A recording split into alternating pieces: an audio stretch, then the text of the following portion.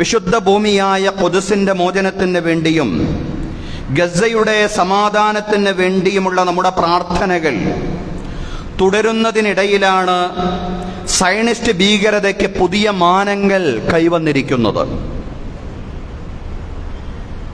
അന്താരാഷ്ട്ര നിയമങ്ങളുടെ സർവസീമകളെയും ലംഘിച്ചുകൊണ്ട് താരതമ്യേന കൊച്ചു രാഷ്ട്രമായ ഖത്തറിനെ ഇസ്രായേൽ ആക്രമിച്ച വാർത്തയാണ് അടുത്തിടെയായി നാം കേട്ടുകൊണ്ടിരിക്കുന്നത്.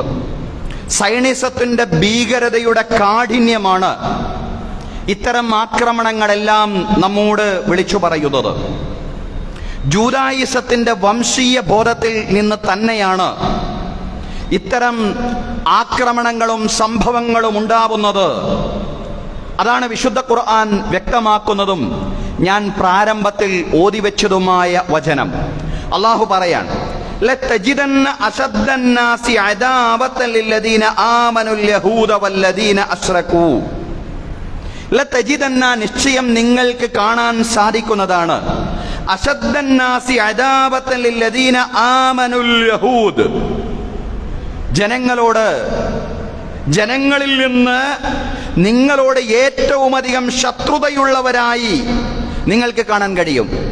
അതായത് വിശ്വാസികളോട് ജനങ്ങളിൽ നിന്ന് ഏറ്റവും അധികം ശത്രുതയുള്ളവരായി ജൂതന്മാരെ നിങ്ങൾക്ക് കാണാൻ കഴിയുന്നതാണ്. വല്ലദീന അശ്റകൂ, അതുപോലെ തന്നെ ബഹുദൈവ വിശ്വാസികളായ മുശ്രിക്കുകളായ ആളുകളെയും ജൂതന്മാരെയുമാണ് ജനങ്ങളിൽ നിന്ന് വിശ്വാസികളോട്, തൗഹീദിൽ ഉറച്ചു വിശ്വസിക്കുന്ന തൗഹീദിന്റെ വാഹകരായിട്ടുള്ള മുഅ്മിനുകളോട് ഏറ്റവും വിരോധവും ശത്രുതയും വെച്ച് പുലർത്തുന്നവരായി നിങ്ങൾക്ക് കാണാൻ കഴിയുക. ജൂതന്മാർ അവരാണ് വിശ്വാസികളോട് ഏറ്റവും കഠിനമായ വിരോധം വെച്ച് പുലർത്തുന്നത്. വലതജിദന്ന അഖറബഹും മവദ്ദതൻ ലില്ലദീന ആമനു അല്ലദീന ഖാലൂ ഇന്നാ നസ്വാറാ. എന്നാൽ വിശ്വാസികളുടെ താരതമ്യേന സ്നേഹമുള്ള സമീപനങ്ങൾ സ്വീകരിക്കുന്നത് നിശ്ചയം ഞങ്ങൾ ക്രൈസ്തവരാണെന്ന് പറഞ്ഞ ആളുകളാണ്. ദാലിക ബിഅന്ന മിൻഹും ഖിസ്സീസീന വറുഹ്ബാന. അതിന്റെ കാരണം അവരിൽ വിവരമുള്ള കുറെ ആളുകളുണ്ട്, അവരിൽ പണ്ഡിതന്മാരും പുരോഹിതന്മാരുമെല്ലാമായിട്ടുള്ള കുറെ പേർ നിശ്ചയം അവരിലുണ്ട്. വഅന്നഹും ലാ യസ്തക്ബിറൂൻ, നിശ്ചയം അവർ അഹങ്കരിക്കാത്ത ആളുകൾ കൂടിയാണ്. അഹങ്കരിക്കാത്തവരും പണ്ഡിത പുരോഹിതന്മാർ എന്ന് പറഞ്ഞാൽ പടച്ചവനെ ഭയപ്പെടുന്നവരായ ധാരാളം ആളുകൾ, അറിവുള്ളവരും സൂക്ഷ്മതയുള്ളവരുമായ ധാരാളം ആളുകൾ ക്രൈസ്തവരിലുണ്ട്. അവരാണ് വിശ്വാസികളെ താരതമ്യേന സ്നേഹിക്കുന്ന ആളുകൾ എന്ന് ഖുർആൻ പറയാൻ. എന്നാൽ വിശ്വാസികളോട് കഠിനമായ വിരോധം വെച്ച് പുലർത്തുന്നവരാണ് ജൂതന്മാർ, അതുപോലെ തന്നെ മുശ്രിക്കുകളും എന്ന് ഖുർആൻ വിശേഷിപ്പിക്കുകയാണ്. ഈ വചനത്തെ വിശദീകരിച്ചുകൊണ്ട് പണ്ഡിതന്മാര് പറഞ്ഞു, വഅദാവത്തുൽ യഹൂദി ലി അഹ്ലിൽ ഈമാൻ, ജൂതന്മാരുടെ വിശ്വാസികളോടുള്ള വിരോധം ജമഅത്ത് അൻവാ അൽ അദാവത്തി സലാസ, മൂന്ന് തരം ശത്രുതയാണ് ഉൾക്കൊണ്ടിട്ടുള്ളത്. മൂന്ന് തരം വിരോധമാണ് ജൂതന്മാർക്ക്, ആധുനിക യുഗത്തിൽ പറഞ്ഞാൽ സയനിസ്റ്റുകൾക്ക് വിശ്വാസികളോടുള്ളത്. ഫഹിയ അദാവത്തുൻ മാദ്ദിയത്തുൻ വഅദാവത്തുൻ ഇർഖിയ്യത്തുൻ വഅദാവത്തുൻ ദീനിയ്യ. അതിൽ ഒന്നാമത്തേത് ഭൗതികമായ വിരോധമാണ്. രണ്ടാമത്തേത് ഇറഖിയായിട്ടുള്ള വിരോധം, ഇറഖിയായിട്ടുള്ള എന്ന് പറഞ്ഞാൽ വംശീയമായിട്ടുള്ള ശത്രുത. മൂന്നാമത്തെ വിരോധം ആദർശപരമായ വിരോധം. ആദർശപരവും വംശീയവും ഭൗതികവുമായ വിരോധം ജൂതന്മാർക്ക് വിശ്വാസികളോടുണ്ട് എന്ന ഖുർആൻ വചനത്തിന്റെ വിശദീകരണം എന്ന നിലയിൽ പണ്ഡിതന്മാർ വിശദീകരിക്കുകയാണ്. സഹോദരങ്ങളെ, യഥാർത്ഥത്തിൽ സയനിസത്തിന്റെ ഈ ശത്രുതയുടെയും വിരോധത്തിന്റെയും ആഴങ്ങൾ മനസ്സിലാക്കുവാൻ ആധുനിക അറബ് മുസ്ലിം നേതൃത്വത്തിന് പോലും സാധ്യമാവാതെ പോകുന്നു എന്നുള്ളതാണ്. അതവർ ഇനിയും മനസ്സിലാക്കാതെ പോയിട്ടുണ്ടെങ്കിൽ ഇതാ ഖത്തർ സംഭവം, ഖത്തറിനെ നടത്തിയ ആക്രമണം വലിയൊരു പാഠമാണ്. മനസ്സിലാക്കാനുള്ള ഒരു വഴിയായിട്ട് അത് നമ്മുടെ മുമ്പിൽ തുറന്നു വന്നിരിക്കുകയാണ്. ജൂത മനസ്സുകളിൽ, സയനിസ്റ്റ് ഹൃദയങ്ങളിൽ എത്രമാത്രം വിരോധവും വംശീയതയും ശത്രുതയും വിശ്വാസികളോട് അവർ വെച്ചു പുലർത്തുന്നു. കേവലം ഫലസ്തീൻ മണ്ണിന്റെ പേരിൽ മാത്രമല്ല, അവരുടെ വിരോധം അത് തലമുറകളായിട്ട് നിലനിൽക്കുന്നതാണ് എന്ന് തീർച്ചയായിട്ടും ഉൾക്കൊള്ളുക തന്നെ ചെയ്യണം എന്നാണ് യഥാർത്ഥത്തിൽ ഈ ഖത്തർ സംഭവം, ഖത്തറിനെ ആക്രമിച്ചിട്ടുള്ള ഈ സംഭവം നമ്മോട് വിളിച്ചു പറയുന്നത്, ഈ യുദ്ധം തുടങ്ങിയ 2023 ഒക്ടോബർ 7 മുതൽ തന്നെ സമാധാനത്തിന്റെ ദൂതനായിട്ടാണ് ഖത്തർ പ്രവർത്തിക്കുന്നത്. യുദ്ധം അവസാനിപ്പിക്കാനുള്ള ചർച്ചകൾക്ക് നേതൃത്വം കൊടുക്കുന്ന സമാധാനത്തിന്റെ ദൂതനെയാണ് യഥാർത്ഥത്തിൽ ഇസ്രയേലിന്റെ വംശീയത ആക്രമിച്ചിട്ടുള്ളത് എന്ന് നമ്മൾ ഇവിടെ കാണേണ്ടതുണ്ട് എന്നുള്ളതാണ്. സയനിസത്തെ ഒരിക്കലും വിശ്വസിച്ചുകൂടുന്ന വലിയ മുന്നറിയിപ്പാണ് ഈ ആക്രമണം നൽകുന്നത്. മുസ്ലിം രാജ്യങ്ങളിൽ പലരും ഇസ്രയേലുമായിട്ട് പലവിധ കരാറുകൾ ഉണ്ടാക്കിയവരോ ഉണ്ടാക്കാൻ ശ്രമിക്കുന്നവരുമാണ്. പക്ഷേ ഈ സാഹചര്യം നമ്മോട് പറയുന്നു, തികഞ്ഞ ജാഗ്രതയോടുകൂടി മുസ്ലിം ലോകം മുന്നോട്ട് പോകണം. അറബ് മുസ്ലിം നേതൃത്വത്തോട് പറയുന്നു, തികഞ്ഞ കരുതലോടുകൂടി മുന്നോട്ട് പോകണം. യഥാർത്ഥത്തിൽ അവരെങ്ങോട്ട് വല്ലതുമായിട്ട് വരുന്നുണ്ടെങ്കിൽ കൂടി സാമ്പത്തികമായി അവരുടെ മാത്രം താല്പര്യങ്ങളെ മുൻനിർത്തിയാണ് അവർ വരുന്നത്. സാമ്പത്തികമായി മുസ്ലിങ്ങളെ തകർക്കലും അതുപോലെ തന്നെ ചൂഷണം ചെയ്യലും സയണിസത്തിന്റെ അജണ്ടയാണ്. മുസ്ലിം രാജ്യങ്ങൾ എന്നും യഹൂദിയത്തിന്റെ വിപണിയായി നിലനിർത്താനുള്ള അജണ്ടയുമായിട്ട്, കുതന്ത്രങ്ങളുമായിട്ടാണ് സയണിസം മുന്നോട്ട് പോകുന്നത്. അത്തരം തന്ത്രങ്ങളെയാണ് എന്നും സയണിസം ആവിഷ്കരിച്ചിട്ടുള്ളത്. ഈ കുതന്ത്രങ്ങളെ വിശ്വാസികൾ നല്ലതുപോലെ കരുതിയിരിക്കണമെന്ന പാഠമാണ് യഥാർത്ഥത്തിൽ ഖത്തർ സംഭവം വീണ്ടും വീണ്ടും നമ്മോട് പറയുന്നത്. അല്ലാഹു പറയാൻ, വഇൻ തഖാഫന്ന മിൻ ഖൗമിൻ ഖിയാനതൻ ഫംബിദ് ഇലൈഹിം അലാ സവാ. ഒരു ജനതയിൽ നിന്നും നിങ്ങൾ വഞ്ചനയെ ഭയപ്പെടുകയാണെങ്കിൽ, അവർ നിങ്ങളെ നേരത്തെ വഞ്ചിച്ചവരായിട്ട് നിങ്ങൾ കാണുന്നുവെങ്കിൽ, അതല്ലെങ്കിൽ ഇനിയും നിങ്ങൾ അവരിൽ നിന്ന് വഞ്ചനയെ ഭയപ്പെടുന്നുവെങ്കിൽ, ഫംബിദ് ഇലൈഹിം അലാ സവാ, തത്തുല്യമായ രീതിയിലാണ് നിങ്ങൾ അവരോട് ഇടപഴകേണ്ടത്. അവരെ നിങ്ങൾ വിശ്വസിക്കാൻ പാടില്ല. കരുതലോടുകൂടി തന്നെ നിങ്ങൾ മുന്നോട്ട് പോകണം. കരുതലും ജാഗ്രതയും വിശ്വാസികൾക്കുണ്ടാവണം. ഇന്നല്ലാഹ ലാ യുഹിബ്ബുൽ ഖായിനീൻ. നിശ്ചയം അല്ലാഹു തആല വഞ്ചകന്മാരായ ആളുകളെ ഇഷ്ടപ്പെടുകയില്ല. വഞ്ചകന്മാരെ, ചതിയന്മാരെ, കുതന്ത്രികളായിട്ട് തന്നെ, വഞ്ചകന്മാരെ, ചതിയന്മാരായിട്ട് തന്നെ കാണാനുള്ള ജാഗ്രതയും കരുതലും വിശ്വാസികൾക്ക് വേണമെന്ന ഉണർത്തലാണ് വിശുദ്ധ ഖുർആനിലെ ധാരാളം വചനങ്ങളിലൂടെ അല്ലാഹു പറയുന്നത്. ഇന്നഹും യകീദൂന കൈദൻ വഅകീദു കൈദ. നിശ്ചയം അവരെ തന്ത്രം പ്രയോഗിക്കുകയാണ്. അല്ലാഹു പറയാണ്, നാമും തന്ത്രം പ്രയോഗിക്കുന്നുണ്ട്. അവരുടെ തന്ത്രം മാത്രമേ ഇവിടെ വിജയിക്കുകയുള്ളൂ എന്നവരെ ധരിക്കാൻ പാടില്ല. ആത്യന്തികമായിട്ട് അവരുടെ തന്ത്രങ്ങൾ, അവരുടെ കുതന്ത്രങ്ങൾ പരാജയപ്പെടുകയും അള്ളാഹുവിന്റെ തന്ത്രങ്ങൾ വിജയിക്കുക തന്നെ ചെയ്യുമെന്ന് അല്ലാഹു തആല വിശുദ്ധ ഖുർആനിലൂടെ നമ്മെ അറിയിക്കുകയാണ്, ലോകത്തെ അറിയിക്കുകയാണ്. യഹൂദിയത്തിന്റെ കുതന്ത്രങ്ങൾ, ജൂദായിസത്തിന്റെ കുതന്ത്രങ്ങൾ ഇന്നോ ഇന്നലെയോ തുടങ്ങിയതല്ല. റസൂലുള്ളാഹി സ്വല്ലല്ലാഹു അലൈഹി വസല്ലമയുടെ മദീനയിൽ നിന്ന്, മദീനത്തുർ റസൂലിൽ നിന്ന് തുടക്കം കുറിച്ചതാണ്. ആ ഒരു ചരിത്രബോധം നല്ലതുപോലെ ഇസ്ലാമിക ലോകത്തിന് ഉണ്ടാവേണ്ടതുണ്ട്. മദീനയുടെ തെക്ക് ഭാഗത്തുള്ള കോട്ട ജൂതന്മാരുടേതായിരുന്നു. ആ കോട്ട മദീന രാജ്യത്തിന്റെ ശത്രുക്കളായ മക്ക മുശ്രിക്കുകൾക്ക് മദീനയോടും മുസ്ലിങ്ങളോടും യുദ്ധം ചെയ്യുന്നതിന് വേണ്ടി ജൂതന്മാരെ തുറന്നു കൊടുക്കുകയാണ്. ജൂതന്മാരും അന്ന് മദീനയിലെ പൗരന്മാരാണ്. ലിൽയഹൂദി ദീനുഹും വലിൽ മുസ്ലിമീന ദീനുഹും. ജൂതന്മാർക്ക് അവരുടെ വിശ്വാസമനുസരിച്ചും മുസ്ലിങ്ങൾക്ക് അവരുടെ വിശ്വാസമനുസരിച്ചും ജീവിക്കാമെന്ന് പറഞ്ഞുകൊണ്ടുള്ള വസീഖത്തുൽ മദീന, മദീന കരാർ നിലനിൽക്കുന്ന കാലമാണ്. മദീന അവരുടെ കൂടെ രാജ്യമാണ്. പക്ഷേ ആഭ്യന്തര ശത്രുക്കളായിട്ടുള്ള മക്ക മുശ്രിക്കുകൾക്ക് മദീനയോട് യുദ്ധം ചെയ്യാൻ വേണ്ടി ജൂതന്മാര് മദീനയിലെ അവരുടെ കോട്ട തുറന്നു കൊടുത്തു എന്ന് ഇസ്ലാമിക ചരിത്രം വായിക്കുമ്പോൾ നമുക്ക് കാണാൻ സാധിക്കുന്നതാണ്. ജൂതന്റെ കുതന്ത്രങ്ങൾ ആരംഭിക്കുന്നത് മദീനത്തുർ റസൂലിൽ നിന്നാണ് എന്ന് മനസ്സിലാക്കാൻ, അവിടം മുതൽ തുടങ്ങിയ കുതന്ത്രങ്ങളാണ് എന്ന് തിരിച്ചറിയാൻ ലോക വിശ്വാസി സമൂഹത്തിന്, ഫലസ്തീൻ മണ്ണിനെ സ്നേഹിക്കുന്ന മുഴുവൻ ആളുകൾക്കും എന്നല്ല സയണിസത്തിന്റെ കുതന്ത്രങ്ങളെയും ഉപജാപങ്ങളെയും കരുതലോടുകൂടി മനസ്സിലാക്കുന്ന മുഴുവൻ ആളുകൾക്കും ഈ തിരിച്ചറിവുണ്ടാവേണ്ടതുണ്ട്. സഹോദരങ്ങളെ, ചരിത്രത്തിൽ ഒരുപാട് കുതന്ത്രങ്ങൾ ഇസ്ലാമിക സമൂഹത്തിനെതിരെ അവർ ആവിഷ്കരിച്ചിട്ടുണ്ട്. ബദർ യുദ്ധത്തിൽ വിശ്വാസികൾ വിജയിച്ചു. ബദറിന് പ്രതികാരം ചെയ്യാൻ മക്ക മുശ്രിക്കുകളെ പ്രേരിപ്പിക്കാനായിട്ട് ജൂത കവി കഅബ് ഇബ്നുൽ അഷ്റഫ് കഅബ് ഇബ്നു അഷ്റഫ് മക്ക സന്ദർശിച്ചു. മക്ക മുശ്രിക്കുകളെ കവിത ചൊല്ലിക്കൊണ്ട് പ്രേരിപ്പിക്കാൻ ജൂതകവി മക്കയിലെത്തി.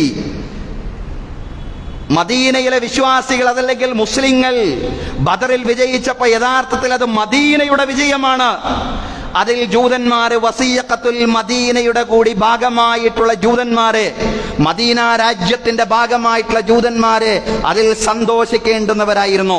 കാരണം അവരുടെ രാജ്യം കൂടിയാണ് വിജയിച്ചിട്ടുള്ളത്. പക്ഷേ അതിൽ സന്തോഷിക്കുന്നതിന് പകരം പ്രവാചകൻ സല്ലല്ലാഹു അലൈഹി വസല്ലമയുടെയും ശിഷ്യന്മാരുടെയും എന്നല്ല മദീനയുടെ വിജയത്തിൽ അവർക്ക് വെപ്രാളവും അസൂയയുമായിരുന്നു. അതുകൊണ്ട് അവർ അവരുടെ കവിയായിട്ടുള്ള കഅബ് ഇബ്നു അഷ്റഫിനെ മക്കയിലേക്ക് അയച്ചു. കഅബ് ഇബ്നു അഷ്റഫ് മക്കയിൽ ചെന്നുകൊണ്ട് പാട്ട് പാടിക്കൊണ്ട് പ്രേരിപ്പിക്കുകയാണ്. അതായത് മുസ്ലിങ്ങളോട് ഇനിയും നിങ്ങൾ യുദ്ധം ചെയ്യാൻ വരണം, മുസ്ലിങ്ങളെ നിങ്ങൾ പരാജയപ്പെടുത്തണം. അതിന് മാത്രം വലിയ വംശവെറിയായിരുന്നു അവരുടെ ഹൃദയത്തിൽ ഉണ്ടായിരുന്നത് എന്നുള്ളതാണ്. മദീനയിൽ പ്രധാനപ്പെട്ട 3 ജൂതഗോത്രങ്ങൾ ഉണ്ടായിരുന്നു എന്ന് പറയപ്പെടുന്നു. അതിലൊന്ന് ബനു ഖൈനുഖ ആണ്, രണ്ടാമത്തെ ഗോത്രം ബനു ഖുറൈള, മൂന്നാമത്തെ ഗോത്രം ബനു നളീർ. ബനു ഖുറൈള, ബനു ഖൈനുഖ. ബദർ യുദ്ധത്തിൽ വിശ്വാസികൾ ജയിച്ചപ്പോ ഈ ഗോത്രങ്ങൾക്കൊക്കെ വലിയ വിദ്വേഷം, അതല്ലെങ്കിൽ അവരുടെ വിദ്വേഷം ഇസ്ലാമിനോടും മുസ്ലിങ്ങളോടും പ്രവാചകനോടും ഇരട്ടിയായി വർദ്ധിച്ചു എന്ന് നമ്മൾ പറഞ്ഞു. ബനു നളീർ ഗോത്രം റസൂലുള്ളാഹി സ്വല്ലല്ലാഹു അലൈഹി വസല്ലമയെ ചതിച്ചു കൊല്ലാൻ പദ്ധതിയിട്ടു. എന്നും ജൂതന്റെ കുതന്ത്രങ്ങളായിരുന്നു. റസൂലുള്ളാഹി സ്വല്ലല്ലാഹു അലൈഹി വസല്ലമയെ കുതന്ത്രങ്ങളിലൂടെ കൊലപ്പെടുത്താൻ അവരെ പദ്ധതിയിട്ടു എന്നുള്ളതാണ്. ആ പദ്ധതിയുമായിട്ട് റസൂലുള്ളാഹി സ്വല്ലല്ലാഹു അലൈഹി വസല്ലമയുടെ അടുക്കലേക്ക് ചില ജൂതന്മാർ വരുന്നുണ്ട്. എന്നിട്ട് അവർ പ്രവാചകൻ സ്വല്ലല്ലാഹു അലൈഹി വസല്ലമയോട് പറഞ്ഞു, മുഹമ്മദേ, താങ്കൾ 3 പേരോട് ഒന്നിച്ചുകൊണ്ട് ഞങ്ങളുടെ താമസ സ്ഥലത്തേക്ക് വരണം. ഞങ്ങളുടെ 3 പണ്ഡിതന്മാരെ താങ്കളുമായിട്ട് ചർച്ച ചെയ്യും. ആ 3 പണ്ഡിതന്മാരോട് നിങ്ങൾ ഇസ്ലാമിനെ പറ്റി നല്ലതുപോലെ പറയണം. അങ്ങയുടെ പ്രവാചകത്വത്തിന്റെ യാഥാർത്ഥ്യത്തെ പറ്റി നല്ലതുപോലെ ഞങ്ങളുടെ 3 പണ്ഡിതന്മാരെയും നിങ്ങൾ ബോധ്യപ്പെടുത്തണം.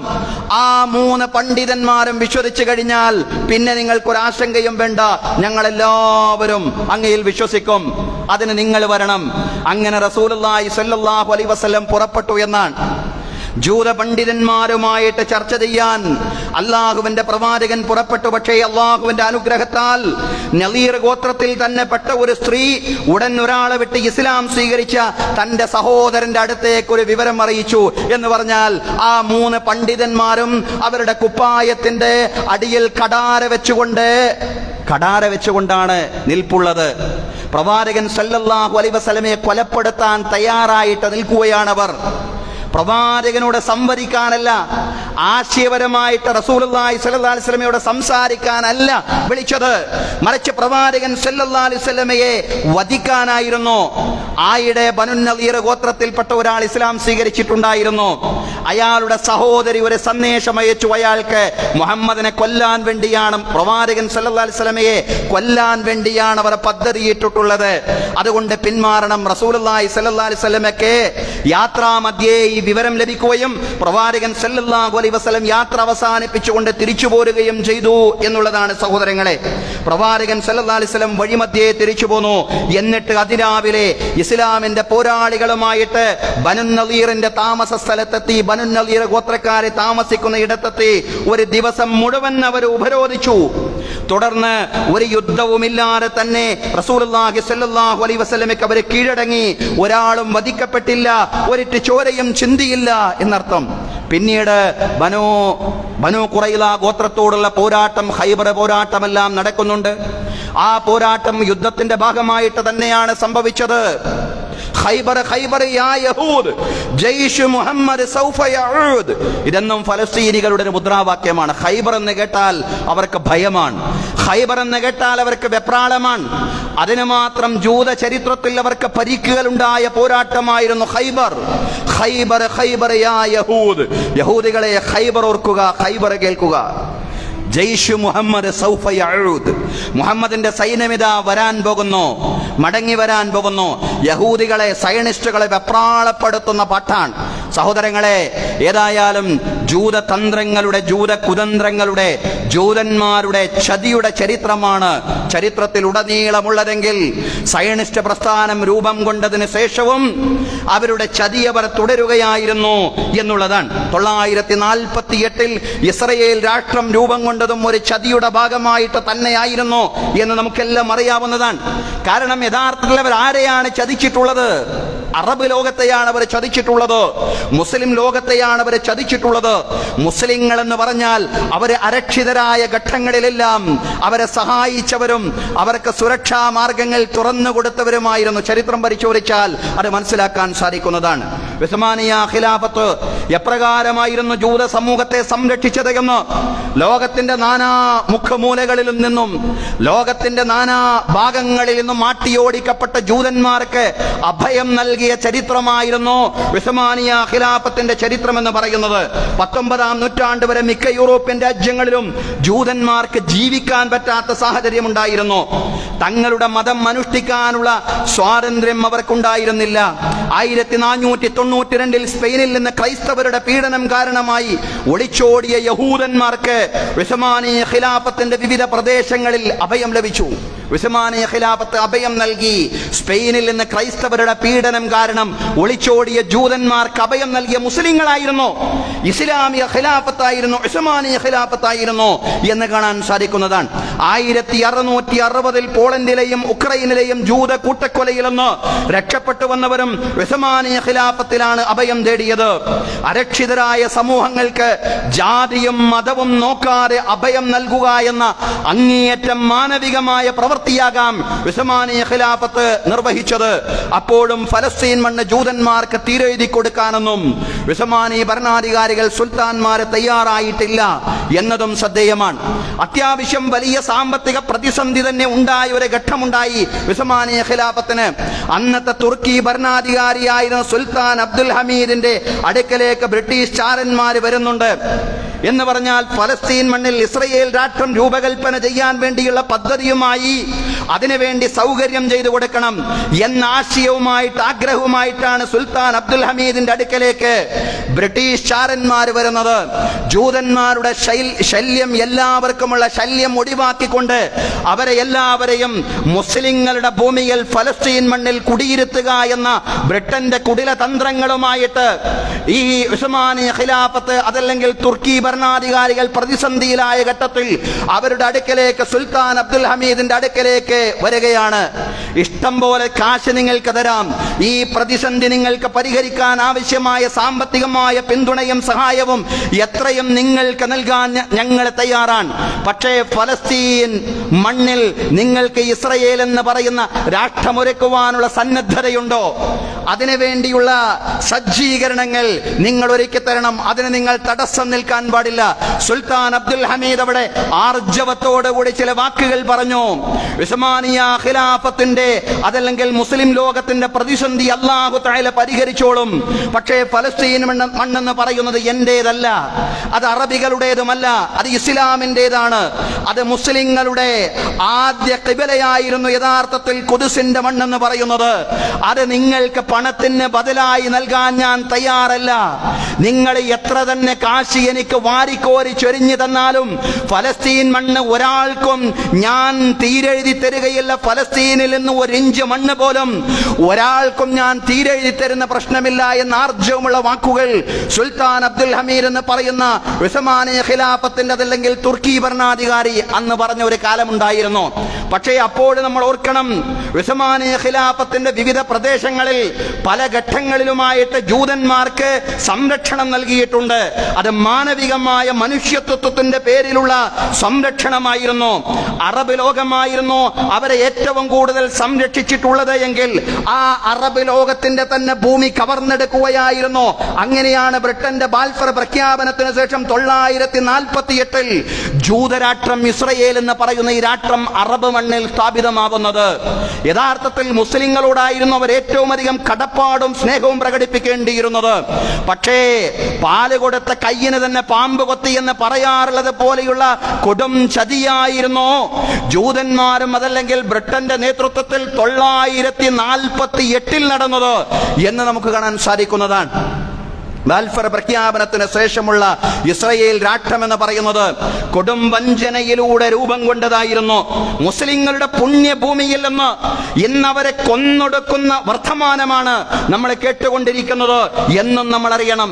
ഇതെല്ലാം മദീനയിൽ നിന്ന് തുടങ്ങിയ ജൂത ചതിയുടെ തുടർച്ചയായിരുന്നു എന്ന് തന്നെ നമുക്ക് വിലയിരുത്തേണ്ടി വരും എന്നുള്ളതാണ്. ആ വഞ്ചനയുടെ തുടർക്കഥകളെ വിശദീകരിച്ചുകൊണ്ട് ഖുർആൻ പറയുന്നുണ്ട്, ഫബിമാ നഖദിഹിം മീസാഖഹും ലഅന്നാഹും വജഅൽനാ ഖുലൂബഹും ഖാസിയ. ഫബിമാ നഖദിഹിം മീസാഖഹും, അവരെത്രയോ കരാറുകൾ ലംഘിച്ചവരാണ്. കരാറുകൾ ലംഘിച്ചതിന്റെ ഫലമായി ലഅന്നാഹും, നാം അവരെ ശപിച്ചു. വജഅൽനാ ഖുലൂബഹും ഖാസിയ, അവരുടെ ഹൃദയങ്ങൾ പരുക്കനായിട്ട് മാറി. യുഹരിഫൂനൽ കലിമ അൻ മവാദിഇ, കരാർ പത്രങ്ങൾക്കൊന്നും ഒരു വിലയും അവർ കൽപ്പിക്കുകയില്ല. അവര് വാചകങ്ങളെ അതിന്റെ സ്ഥാനങ്ങളിൽ നിന്ന് അടർത്തി മാറ്റും. വനസൂ ഹല്ലം മിമ്മാ ദുക്കിറൂ ബിഹി, അവർക്ക് നൽകപ്പെട്ട ഉത്ബോധനങ്ങളെ വിസ്മരിക്കുന്നവരാണവർ. വാചകങ്ങളെ, വാക്കുകളെ അതിന്റെ സ്ഥാനങ്ങളിൽ നിന്ന് അടർത്തി മാറ്റുന്നവരുമാണ്. വലാ തസാലു തത്ലിഉ അലാ ഖായിനത്തിൻ മിൻഹും ഇല്ലാ ഖലീലൻ മിൻഹും, അവരിൽ നിന്ന് ഏതാനും ചിലർ ഒഴികെ നടത്തിക്കൊണ്ടിരിക്കുന്ന വഞ്ചനകളെ പ്രവാചകരെ നിങ്ങൾ കണ്ടുകൊണ്ടേയിരിക്കുകയാണെന്ന് ഖുർആൻ പറയുകയാണ്. ജൂത വഞ്ചനകൾ എന്ന് പറയുന്നത് ഒരു തുടർച്ചയാണെന്ന് തിരിച്ചറിയുവാൻ ഇസ്ലാമിക സമൂഹത്തിന് സാധ്യമാവേണ്ടതുണ്ട്. ഇന്നിപ്പോൾ ഖത്തറിനെയും അവർ ആക്രമിച്ചിരിക്കുകയാണ്. ഹമാസ് നേതാക്കളെ ലക്ഷ്യമിട്ടുകൊണ്ടാണ് ആക്രമണം നടത്തിയതെന്നാണ് ഇസ്രയേൽ അവകാശപ്പെടുന്നത്. എന്നാൽ യുദ്ധത്തിന് കോപ്പുകൂട്ടാൻ വേണ്ടിയല്ലല്ലോ ഹമാസ് പ്രതിനിധികൾ ദോഹയിൽ വന്നിട്ടുള്ളത്. സമാധാന ചർച്ചകൾക്ക് വേണ്ടിയായിരുന്നു അവർ ദോഹയിലേക്ക് വന്നിട്ടുള്ളത്. അത് നല്ലതുപോലെ അറിയുന്നവരായിരുന്നു ഇസ്രയേൽ എന്ന് പറയുന്നത്. സംഘർഷങ്ങൾക്ക് അറുതി വരുത്താൻ വേണ്ടിയുള്ള മധ്യസ്ഥ ചർച്ചകൾക്കാണ് അവർ ദോഹയിൽ വന്നിട്ടുള്ളത്.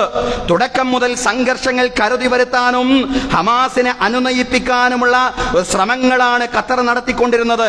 ഇത്തരം ഒരു ഘട്ടത്തിലാണ് ഒരു പരമാധികാര രാജ്യമായ ഖത്തറിന്റെ അറിവോ സമ്മതമോ ഇല്ലാതെ ഒരാക്രമണം ഇസ്രയേൽ അഴിച്ചുവിട്ടിരിക്കുന്നത് എന്ന് നമ്മൾ അറിയണം.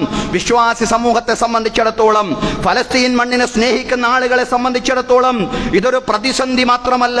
ഇസ്രയേലിന്റെ കൊടും വഞ്ചനയുടെ പരമ്പരകളെ ലോകത്തിന്റെ മുമ്പിൽ തുറന്നു കാട്ടാനുള്ള വലിയൊരു അവസരമായിട്ട് തന്നെ ഇതിനെ നമ്മൾ കാണേണ്ടതുണ്ട്. എല്ലാ പ്രശ്നത്തിനും കാരണം 2023 ഹമാസിന്റെ തൂഫാനുൽ അഖ്സയായിരുന്നു എന്ന് പറയുന്ന ചിലരുണ്ടല്ലോ.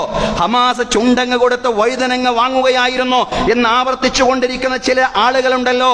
അവർ ഇനിയും കണ്ണടച്ചുകൊണ്ട് ഇരുട്ടാക്കരുത്. ഹമാസ് അല്ല യഥാർത്ഥത്തിലുള്ള പ്രശ്നം നെതന്യാഹുവാണ്. ഹമാസ് അല്ല യഥാർത്ഥത്തിലുള്ള പ്രശ്നം ഇസ്രയേലാണ്. ഏതെങ്കിലും അർത്ഥത്തിലുള്ള സമാധാനം അവർ ആഗ്രഹിച്ചിരുന്നുവെങ്കിൽ ഈ സമയത്ത് ഖത്തറിൽ പോയിട്ട് ഈ കൊടും ചതി അവർ ചെയ്യില്ലായിരുന്നു എന്നുള്ളതാണ്.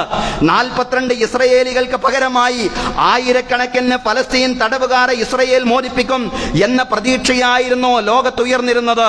എന്ന് മാത്രമല്ല, ഈ കരാറിന്റെ അടിസ്ഥാനത്തിൽ, ട്രംപിന്റെ കൂടെ മധ്യസ്ഥതയുള്ള ഈ കരാറിന്റെ അടിസ്ഥാനത്തിൽ ഈ ഫലസ്തീൻ മണ്ണിൽ അതല്ലെങ്കിൽ പശ്ചിമേഷ്യയിൽ ഒരു സമാധാനത്തിന്റെ അന്തരീക്ഷം വരുമെന്നുള്ള കാത്തിരിപ്പിലായിരുന്നു ലോകം.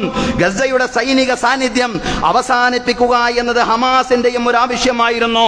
അതോടൊപ്പം തന്നെ തടവുകാരുടെ മോചനം എന്ന് പറയുന്നത് ഇസ്രയേലുള്ള ജനങ്ങളുടെയും പൗരന്മാരുടെയും ഒരു ആവശ്യമായിരുന്നു. പക്ഷേ ഇസ്രയേലിലുള്ള പൗരന്മാരുടെ ആവശ്യമായിരുന്നില്ല നെതന്യാഹു എന്ന് പറയുന്ന ഭരണാധികാരിയുടെ ആവശ്യമെന്ന് പറയുന്നത്. യുദ്ധം അവസാനിച്ചു കഴിഞ്ഞാൽ നെതന്യാഹുവിനറിയാം ഏറെ നാൾ അദ്ദേഹത്തിന് മുന്നോട്ട് പോവാൻ കഴിയില്ലെന്ന്. കാരണം കഴിഞ്ഞ ഭരണത്തിൽ സംഭവിച്ചിട്ടുള്ള ഒരുപാട് അഴിമതികളുടെ തുടർക്കഥകൾ നിമിത്തം അദ്ദേഹത്തിന് അധികാരം വിട്ടുപോകേണ്ടി വരും. ഈ യുദ്ധ തുടർച്ച മാത്രമാണ് അധികാരത്തിൽ അദ്ദേഹത്തെ നിലനിർത്തുന്നത് എന്നുള്ള ഒരു ബോധം നെതന്യാഹുവിനെ സംബന്ധിച്ചിടത്തോളം നല്ലവണ്ണമുണ്ട്. അതുകൊണ്ട് ഈ യുദ്ധം ഇനിയും തുടരണം. അതിനാവശ്യമായ അനാവശ്യമായിട്ടുള്ള കോപ്പുകൾ അദ്ദേഹം കൂട്ടിക്കൊണ്ടിരിക്കുകയാണ്. അതുകൊണ്ട് സഹോദരങ്ങളെ, ആരാണ് പ്രശ്നക്കാർ എന്ന് ലോകത്തോട് പറയാൻ ഈ സമയത്ത് നിഷ്പക്ഷമതികളായ ആളുകൾക്ക് സാധ്യമാവണം എന്നുള്ളതാണ്. നിഷ്പക്ഷമതികൾ ലോകത്തുണ്ടെങ്കിൽ അവരെ തിരിച്ചറിയണം. യഥാർത്ഥത്തിൽ പ്രശ്നം നെതന്യാഹുവാണ്. ഹമാസ് അല്ല, ഫലസ്തീനികളല്ല, ഗസാവികളല്ല പ്രശ്നക്കാർ യഥാർത്ഥത്തിൽ ഇസ്രയേലിന്റെ ഭരണാധികാരിയാണ് എന്നുള്ള ഒരു ബോധത്തിലേക്ക് ലോകം തിരിച്ചു വരും. തീർച്ചയായിട്ടും ഖത്തറിൽ നടത്തിയിട്ടുള്ള ഈ ആക്രമണം ഇസ്രയേലിനെതിരെ ശക്തമായിട്ടുള്ള ഒരു രോഷം, ജനരോഷം ഉയർന്നു വരാനുള്ള സാഹചര്യം ഒരുക്കും എന്നുള്ളതാണ്. അത്തരത്തിലുള്ള ഒരു ജനരോഷത്തിലൂടെ തന്നെയായിരിക്കും ഇസ്രയേലിന്റെ അന്ത്യം. സഹോദരങ്ങളെ, അതാണ് പ്രവാചകൻ സല്ലല്ലാഹു അലൈഹി വസല്ലം പറഞ്ഞതും. പ്രവാചകൻ നൽകിയ സുവിശേഷമുണ്ടല്ലോ, ഇസ്രയേലിന്റെ പതനവുമായി ബന്ധപ്പെട്ടുകൊണ്ട് പ്രവാചകൻ നൽകുന്ന സുവിശേഷം.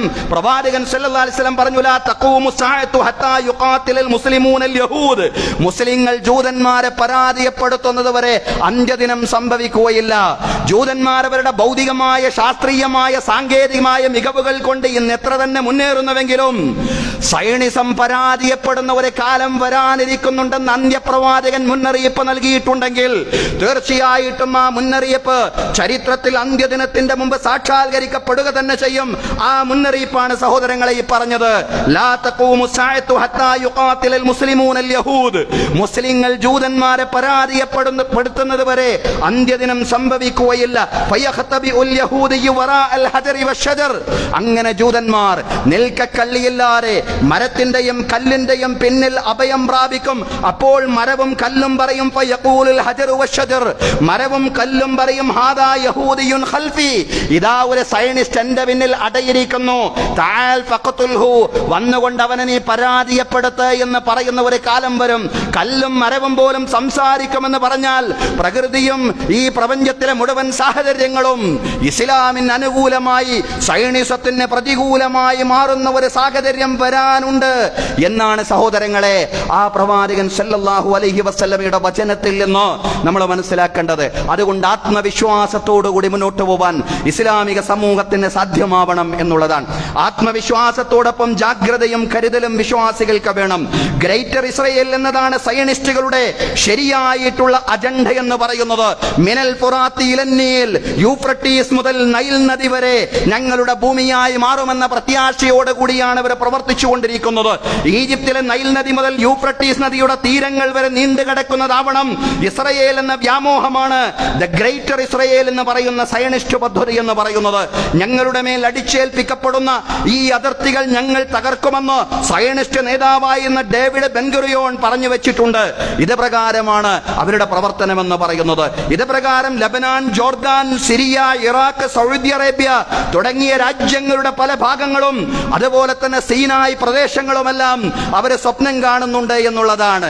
അൽ ഇസ്രായേലിയത്തുൽ കുബറ, ദ ഗ്രേറ്റർ ഇസ്രായേൽ എന്ന് പറയുന്ന പദ്ധതി അനുസരിച്ച് അവര് കിനാബ് കണ്ടുകൊണ്ടിരിക്കുകയാണ്. ഒരുപക്ഷെ മുസ്ലിങ്ങളുടെ വിശുദ്ധ ഭൂമി അതല്ലെങ്കിൽ തീർത്ഥാടന ഭൂമിയടക്കം അവർ കിനാബ് കാണുന്നുവെങ്കിൽ ദ ഗ്രേറ്റർ ഇസ്രായേൽ എന്ന് പറയുന്ന പദ്ധതി എത്രമാത്രം അപകടകരമാണെന്ന് തിരിച്ചറിയുവാൻ, ആ ഒരു കരുതലോടുകൂടി മുന്നോട്ട് പോവാൻ ഇസ്ലാമിക സമൂഹത്തിന് സാധ്യമാവണം. അടുത്തിടെ നെതന്യാഹുവും അതുമായി ബന്ധപ്പെട്ട ചില വർത്തമാനങ്ങൾ പറഞ്ഞിരുന്നു എന്നുള്ളതാണ്. ഇവിടെ മുസ്ലിം നേതൃത്വം ഇസ്രയേലിന്റെ വഞ്ചനകളെ തിരിച്ചറിയുക എന്നുള്ളതാണ്. ഇസ്രയേലിന്റെ വഞ്ചനകളെ മാത്രം അറിഞ്ഞാൽ പോരാ, അമേരിക്കയുടെ തനി സ്വഭാവത്തെയും തിരിച്ചറിയുവാൻ സാധ്യമാവേണ്ടതുണ്ട്. ആ തിരിച്ചറിവ് നേടുന്നതിനുള്ള ഒരു സന്ദർഭവും സമയവും കൂടിയാണിത്. ട്രംപ് രണ്ടാമതും അധികാരത്തിൽ വന്നപ്പോ എത്രയോ പച്ച പരവതാനികളാണ് അറബ് മുസ്ലിം രാജാക്കന്മാരെ ട്രംപിന് വേണ്ടി വിരിച്ചു കൊടുത്തിട്ടുള്ളത്. അതിൽ ഈ ഖത്തറും പെടും എന്നുള്ളതാണ്. $40 കോടി വിലമതിക്കുന്ന വിമാനമാണത്രേ ഖത്തർ ഭരണകൂടം പോലും ട്രംപിന് സമ്മാനമായി കൊടുത്തത്. ആ വിമാനം പിന്നീട് ട്രംപ് തിരിച്ചു കൊടുത്തു എന്നും കേൾക്കുന്നു. ഏതായാലും അത്ര വലിയ ആദരവോടുകൂടിയാണ് അവരെല്ലാവരും ട്രംപിനെ സ്വീകരിച്ചിട്ടുള്ളത് എന്നുള്ളതാണ്. എന്നിട്ടും ഇസ്രയേലിനെ അപലപിക്കുന്നതിന് പകരം ഈ ആക്രമണ ഘട്ടത്തിൽ പോലും, ഖത്തറിനെ ആക്രമിച്ച ഘട്ടത്തിൽ പോലും ഇസ്രയേലിനെ തള്ളിപ്പറയുന്നതിന് പകരം ആക്രമണത്തെ പിന്തുണക്കുകയായിരുന്നു ട്രംപ് എന്ന് നമുക്ക് കാണാൻ സാധിക്കുന്നതാണ്. ഗസയിൽ ദുരിതം അനുഭവിക്കുന്നവരുടെ കഷ്ടപ്പാടിൽ നിന്ന് ലാഭം കൊയ്യുന്ന ഹമാസിനെ തകർക്കുക എന്ന മൂല്യവത്തായ ലക്ഷ്യമായിരുന്നു ആക്രമണത്തിന് പിന്നിലെന്ന് സാമൂഹ്യ മാധ്യമമായ ട്രൂത്ത് സോഷ്യലിൽ ട്രംപ് കുറിച്ചു വെച്ചിട്ടുണ്ട്. സഹോദരങ്ങളെ, ഇവിടെ വിശുദ്ധ ഖുർആന്റെ ഒരു വചനമാണ് നമ്മുടെ ഹൃദയത്തിലേക്ക് വരേണ്ടത്. അല്ലാഹു പറയാണ്, വല്ലദീന കഫറൂ ബഅദുഹും ഔലിയാഉ ബഅദ് ഇല്ലാ തഫഅലൂഹു തകുൻ ഫിത്നത്തുൻ ഫിൽ അർളി വഫസാദുൻ കബീർ. വല്ലദീന കഫറൂ, സത്യനിഷേധികൾ, ബഅദുഹും ഔലിയാഉ ബഅദ്, ദീനിന്റെ ശത്രുക്കൾ അവർ പരസ്പരം അങ്ങോട്ടും ഇങ്ങോട്ടും മിത്രങ്ങളാണ്. അവരെ പരസ്പരം അങ്ങോട്ടും ഇങ്ങോട്ടും ബായി ബായിയാണ്. മുസ്ലിങ്ങളോട് പറയാണ്, നിങ്ങളും ഐക്യപ്പെടുന്നില്ല എങ്കിൽ, വിശ്വാസികളെ നിങ്ങളും പരസ്പരം മിത്രങ്ങളായിട്ട് ജീവിക്കുന്നില്ല എങ്കിൽ ഭൂമിയിൽ വലിയ കുഴപ്പവും ഭൂമിയിൽ വലിയ അരാജകത്വവുമാണ് സംഭവിക്കാൻ പോകുന്നത്. ഇസ്ലാമിക സമൂഹത്തിന് അവരെ വലിയ പരുക്കുകൾ ഏൽപ്പിക്കുമെന്ന ജാഗ്രത നിങ്ങൾക്കുണ്ടാവേണ്ടതുണ്ട്. അതുകൊണ്ട് ഐക്യത്തിന്റെ കരുതലാണ് വിശ്വാസികൾക്ക് വേണ്ടത്. ഈ വചനത്തെ വിശദീകരിച്ചുകൊണ്ട് മഹാന്മാരായ മുഫസ്സിറുകൾ, വ്യാഖ്യാതാക്കൾ പറയാൻ, അന്നൽ കുഫാറ യുനാസിറൂന ബഅദുഹും ബഅദൻ ദിദ്ദൽ മുഅ്മിനീൻ, സത്യനിഷേധികൾ പരസ്പരം അങ്ങോട്ടും ഇങ്ങോട്ടും വിശ്വാസികൾക്കെതിരെ സഹായം ചെയ്തുകൊണ്ടിരിക്കുകയാണ്. അതുകൊണ്ട് ഈ സാമ്രാജ്യത്വ സയനിസ്റ്റ് വഞ്ചനകളെ തിരിച്ചറിഞ്ഞുകൊണ്ട് മുസ്ലിങ്ങൾക്കിടയിൽ ഒരൈക്യം രൂപപ്പെടുത്തുവാൻ, അത് പ്രാദേശികമായിട്ട് പോലും ഒരൈക്യം രൂപപ്പെടുത്തുവാൻ അറബ് മുസ്ലിം രാജ്യങ്ങൾക്കിടയിൽ മാത്രമല്ല, അവർക്കിടയിൽ ഐക്യം വേണം. നമുക്കറിയാം, അറബ് ഉച്ചകോടി നടക്കാൻ പോകുന്ന സന്ദർഭമാണ്. അതിൽ നിർണായക തീരുമാനങ്ങൾ ഉണ്ടാവട്ടെ എന്ന് നമുക്ക് പ്രാർത്ഥിക്കാം. പക്ഷേ ഐക്യം ലോകത്തുടനീളം പ്രാദേശികമായിട്ടടക്കം വേണം എന്നുള്ളതാണ്. നിങ്ങൾ അല്ലാഹുവിന്റെ പാശം ഒരുമിച്ച് മുറുകെ പിടിക്കണം, നിങ്ങൾ ഭിന്നിച്ചു പോവാൻ പാടില്ല. ഐക്യം മാത്രമാണ് ഈ ഉമ്മത്തിനെ സുസ്ഥിരമായിട്ട് ഈ ഭൂമിയിൽ നിലനിർത്തുക എന്നുള്ള ബോധ്യം ഈ സമുദായത്തിന് ഉണ്ടാവണം എന്നുള്ളതാണ്. അള്ളാഹുവിന് വേണ്ടിയുള്ള ഐക്യം, അള്ളാഹുവിന്റെ പേരിലുള്ള പരസ്പര സ്നേഹം. പ്രവാചകൻ സല്ലല്ലാഹു അലൈഹി വസല്ലം പറഞ്ഞല്ലോ, വലാ തുഅ്മിനു ഹത്താ തഹബ്ബു, നിങ്ങൾ പരസ്പരം സ്നേഹിക്കുന്നതുവരെ നിങ്ങൾ യഥാർത്ഥ വിശ്വാസികളായി മാറുകയില്ലെന്ന് പ്രവാചകൻ സല്ലല്ലാഹു അലൈഹി വസല്ലം പറയാ. സഹോദരങ്ങളെ, എപ്പോഴും പറയാറുള്ളത് പോലെ നമ്മുടെ സഹോദരങ്ങളാണ് ഫലസ്തീനികൾ, ഗസാവികൾ എന്നുള്ള തിരിച്ചറിവ് നമുക്കുണ്ടാവണം. അതിനനുസൃതമായ നിലപാടുകളാണ് നമ്മിൽ നിന്നുണ്ടാവേണ്ടത്. ഈ ഉൽപ്പന്ന ബഹിഷ്കരണമടക്കം കേവലം വാക്കുകളാവാതെ പ്രായോഗിക ജീവിതത്തിലേക്ക് കൊണ്ടുവരാനുള്ള ജാഗ്രത നമുക്കുണ്ടാവണം എന്നുള്ളതാണ്. ഇസ്രയേൽ ഉൽപ്പന്നങ്ങൾ മാത്രമല്ല, അമേരിക്കൻ ഉൽപ്പന്നങ്ങളും ഇസ്രയേൽ ഉൽപ്പന്നങ്ങളും കഴിവിന്റെ പരമാവധി ബഹിഷ്കരിക്കുവാനുള്ള ഒരു ശ്രദ്ധയും ഒരു കരുതലും വിശ്വാസികൾക്ക് വേണ്ടുന്ന ഒരു സന്ദർഭമാണ് സഹോദരങ്ങളെ. ട്രംപിന് മാത്രമല്ല, പലർക്കും വൈരുദ്ധ്യത്തിന്റെയും കാപട്യത്തിന്റെയും നിലപാടുണ്ട് എന്ന് അവരെ പഠിക്കുമ്പോൾ നമുക്ക് മനസ്സിലാക്കാൻ സാധിക്കുന്നതാണ്. നമ്മുടെ നാട്ടിൽ പലരും ഇന്ന് നമുക്കറിയാം ഫലസ്തീന്റെ പക്ഷത്തെന്നവർ വാദിക്കുമ്പോഴും യഥാർത്ഥത്തിൽ അവരുടെ പക്ഷം ഫലസ്തീൻ പക്ഷം തന്നെയാണോ? ആത്മാർത്ഥമായിട്ട് അവർ ഫലസ്തീൻ പക്ഷത്തെ നിലയുറപ്പിക്കുന്നുണ്ടോ എന്ന് നമുക്ക് സംശയം തോന്നുന്ന രീതിയിലാണ് പലരുടെയും നടപടിക്രമങ്ങൾ എന്ന് പറയുന്നത്. നമ്മുടെ നാട്ടിലെ രാഷ്ട്രീയക്കാർക്ക് പോലും ഫലസ്തീൻ വിഷയത്തിൽ ഒരു തരം ഇരട്ട മുഖമുണ്ട് എന്നതാണ് വസ്തുത. ഒരു വശത്തെ കഫിയ ധരിച്ചുകൊണ്ട് വലിയ സംഗമങ്ങളിൽ പങ്കാളികളാകുമ്പോഴും, ഒരു വശത്തെ കഫിയ ധരിച്ചുകൊണ്ട് വലിയ സംഗമങ്ങളിൽ പങ്കാളികളാകുമ്പോഴും, മറുവശത്ത് ഗസയ്ക്ക് വേണ്ടി ശബ്ദിക്കുന്നവർക്കെതിരെ പല ജാതി ന്യായങ്ങൾ പറഞ്ഞുകൊണ്ട് ആഭ്യന്തര വകുപ്പ് കേസെടുത്തുകൊണ്ടിരിക്കുന്ന ഒരു പശ്ചാത്തലത്തിൽ കൂടിയാണ് സഹോദരങ്ങളെ നമ്മൾ കടന്നു പോകുന്നത്. ഇവിടെ ഫലസ്തീന് വേണ്ടി ശരിയായ കൃത്യമായ നിലപാടുകൾ കൈകൊള്ളാൻ സാധിക്കുക എന്നതാണ് പ്രധാനം. ആ നിലപാടുകളുമായിട്ട് മുന്നോട്ട് പോവാൻ, ആ നിലപാടുകൾ ലോകത്തെ അറിയിച്ചുകൊണ്ട് മുന്നോട്ട് പോവാൻ നാഥൻ നമുക്കെല്ലാവർക്കും തൗഫീഖ് നൽകി അനുഗ്രഹിക്കുമാറാവട്ടെ. അഖൂലു ഖൗലി ഹാദാ വ അസ്തഗ്ഫിറുല്ലാഹ ലീ വലക്കും. ഇന്നല്ലാഹ വ മലായികതഹു യുസല്ലൂന അലൻ നബി യാ അയ്യുഹല്ലദീന ആമനൂ സ്വല്ലൂ അലൈഹി വസല്ലിമൂ തസ്ലീമാ.